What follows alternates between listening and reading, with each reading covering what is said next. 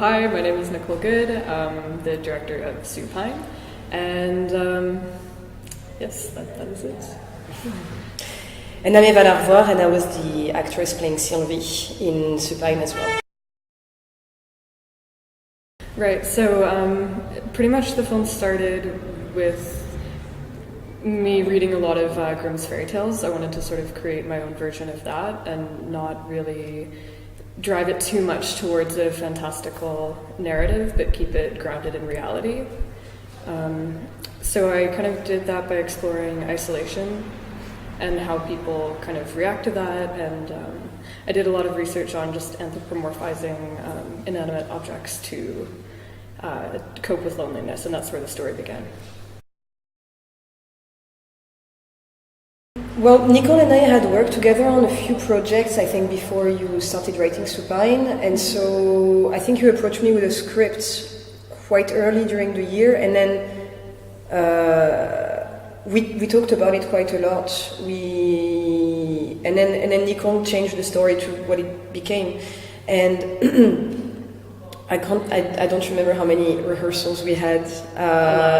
Yeah, we rehearsed for hours and hours and hours. We talked a lot about the project, the characters, created a very strong backstory. Most of the work was done by Nicole. I added a little bit so that I would, get into the character, and it was really just a work of things that were coming from Nicole, things that were coming from me, and that kind of worked on top of each other. It was really interesting. Yeah. It was really collaborative, I think. Yeah. It was fun. I mean, we sat down for a lot of coffees. Yep. Yeah, a lot of coffee was involved in the project, so I think we just did a lot of rehearsals and sort of just tried to keep it as collaborative as possible and really make decisions together about the character. We also, for example, like one of the things that we did, we rehearsed a lot of scenes that are not in the film. We worked on souvenirs, we were on memories and things like that. And even with Nathan, my partner in the film, we spent a lot of time taking it to crazy places and seeing how it was changing, how it was affecting the way we were playing the different characters.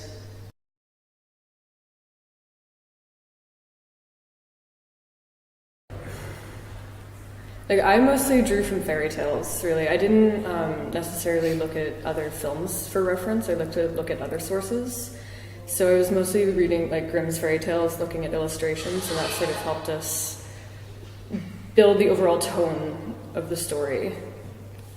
And for me, well, in terms of reference, there are a few actors that I respect and admire, but I don't want to try and copy anyone. The one thing that's extremely important for me is that within that context, within those imaginary circumstances, the reactions are credible. I want something very natural.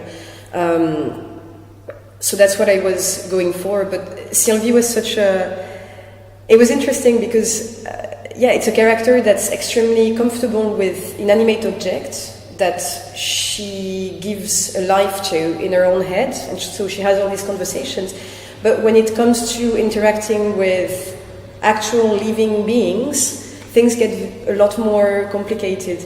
And she's a very shy girl, so for me, on that part, I had to work quite a lot because I'm not really shy. Well, I think we talked about that a lot, and we also.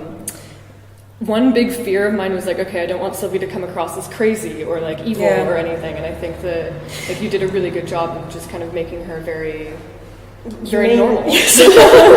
Even though she's doing kind of weird things, like she's talking to taxidermy. I mean, it's a little odd, but I think she becomes very real. And there was a point where, I mean, during the shooting, actually, things got a little bit method, so to speak, because as a joke in the film, we're always looking for roadkills, for animals that could have gotten killed. We actually, we needed roadkill for the first scene because we didn't have anything. So we found a squirrel that was perfect as we were driving to set one day, and we actually took it with us and kept it and used it. Yeah, and when I picked him, I actually went to pick him up off the side of the road, and he was still warm. he was dead. I checked that he was dead, but he was still warm. And we got him back to the house, and it's completely nothing to do with the film, but I studied medicine for 4 years, so I know how to perform the sections. So the first scene of the movie, that's me, it's my hand, and it's real, like it's literally the squirrel that we had found the day before. It was happening, yeah. And after I had started, I decided to finish.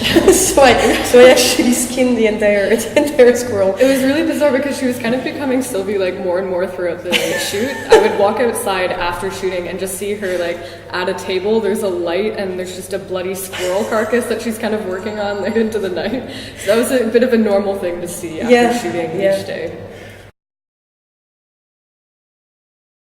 Well, I think it just varies a lot. Like, it just has to have an air of fantasy in the film. I think also fables can be included in that. So the difference between fantasy and fable, fables generally don't have as much magic as a fantasy film would, and it also generally includes talking animals, which I think is kind of funny when you think about it in the context of supine, at least, because the animals aren't talking, they're being spoken to. But it sort of, it ends up being within the fable realm because of that. Mm. And for the fantasy, I don't know, the idea I have of it, it's probably not the right definition, but it's more about the atmosphere, actually. I think it's something that there is something magical in the atmosphere of the film. Even if things are not magical, if the things happening aren't actually magical, I think, it's this idea, it's like there is something beyond what you see, essentially. There is a whole imaginary world that's captured within the film, not necessarily being shown.